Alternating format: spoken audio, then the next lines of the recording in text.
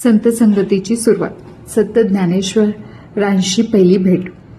जय हरी विठ्ठल, जय हरी विठ्ठल. मित्रांनो, आजच्या भागात आपण संपूर्ण ब्लॉगमध्ये एक अत्यंत महत्त्वाचा टप्पा पाहणार आहोत. कारण आज आपण पाहणार आहोत तो क्षण ज्याने संत नामदेव महाराजाच्या भक्तीला नवं रूप दिलं, नवी दिशा दिली. तो क्षण म्हणजे संत ज्ञानेश्वरांशी झालेली पहिली भेट. एका बाजूला होते विठ्ठल भक्ती पूर्णपणे तल्लीन असलेले संत नामदेव महाराज आणि दुसऱ्या बाजूला होते ज्ञान, योग आणि अध्यात्म याचा अद्भुत संगम असलेले संत ज्ञानेश्वर महाराज. ही भेट फक्त दोन व्यक्तींची नव्हती, ही भेट होती भक्ती आणि ज्ञान यांची. संत ज्ञानेश्वर महाराज हे अल्पवयातच महान संत, तत्वज्ञ आणि योगी झाले होते. त्यांनी भाव ज्ञानेश्वरी सारखा महान ग्रंथ लिहिला. वय खूप लहान पण ज्ञान अथांग, मन शांत, विचार गहन, अध्यात्माचा सखोल अभ्यास. त्यांच्या प्रत्येक शब्दात एक गूढ अर्थ असते. या भेटीपूर्वी नामदेव महाराजांची भक्ती अत्यंत शुद्ध होती, पण ती एकांगी होती. त्यांच्यासाठी देव म्हणजे फक्त पंढरपूरचा विठ्ठल, मंदिर म्हणजे देवाचं स्थान. त्यांना अजून एक गोष्ट समजायची होती, देव सर्वत्र आहे ही शिकवण त्यांना मिळणार होती. एके दिवशी पंढरपुराच्या पवित्र भूमीत विठ्ठलाच्या मंदिरात नामदेव महाराज भजनात तल्लीन होते. तेव्हा तिथे आले संत ज्ञानेश्वर महाराज. ज्ञानेश्वर महाराज शांतपणे नामदेवाकडे पाहत होते, त्यांच्या भक्तीचं निरीक्षण करत होते. ज्ञानेश्वर महाराजांनी पाहिलं, नामदेवांची भक्ती अत्यंत प्रामाणिक आहे, पण त्यात अजून ज्ञानाची परिपूर्णता नाही.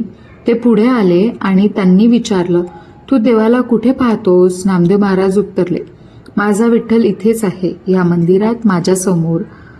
ज्ञानेश्वर हसले. इथूनच सुरुवात झाला एक अत्यंत गहन संवाद. ज्ञानेश्वर महाराज म्हणाले, देव फक्त मंदिरातच का, तर सर्वत्र का नाही? नामदेव महाराज थोडे चकित झाले, कारण त्यांच्या दृष्टीने विठ्ठल म्हणजे पंढरपूर. ज्ञानेश्वर महाराजांनी समजावलं, देव प्रत्येक ठिकाणी आहे, प्रत्येक जीवात आहे, प्रत्येक अणूत आहे. जो सर्वत्र आहे त्याला एक जागेत का बंद करतोस? हा प्रश्न नामदेवाच्या मनात खोलवर गेला. पहिल्यांदाच नामदेव महाराजांना वाटलं, मी जे पाहतोय ते पूर्ण आहे का? त्यांच्या मनात शंका निर्माण झाली, पण ती नकारात्मक नव्हती, ती होती शोधाची सुरुवात. ज्ञानेश्वर महाराजांच्या सहवासात नामदेव महाराजांना एक नवीन दृष्टी मिळू लागली. भक्ती अधिक गहन झाली, विचार विस्तरले, अध्यात्माची सुरुवात झाली. हळूहळू दोघांमध्ये एक अद्भुत मैत्रीची निर्मिती झाली. नामदेव भक्ती, ज्ञानेश्वर ज्ञान, दोन एकत्र कीर्तन, प्रवास, चर्चा करू लागले. त्यांनी जोडीने भक्ती चळवळीतील एक प्रेरणादायी उदाहरण बनले. दोघांनीही एकत्र अनेक ठिकाणी प्रवास केले, भजन, कीर्तन, लोकांना मार्गदर्शन. त्यांनी समाजात भक्तीचा प्रसार केला. या भेटीनंतर नामदेव महाराजांमध्ये मोठा बदल झाला. देव फक्त मंदिरात नाही, प्रत्येक ठिकाणी देव आहे. भक्ती म्हणजे फक्त भावना नाही, ती समजही आहे. जरी ज्ञानेश्वर महाराजांनी त्यांना दिशा दिली, तरी अजून एक गोष्ट बाकी होती, ते म्हणजे गुरु. कारण ज्ञान पूर्ण व्हायला गुरु आवश्यक असतो आणि हा टप्पा पुढे येणार होता.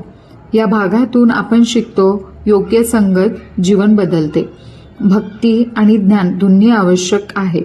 प्रश्न विचारणे चुकीचे नाही, ते प्रगतीची सुरुवात आहे.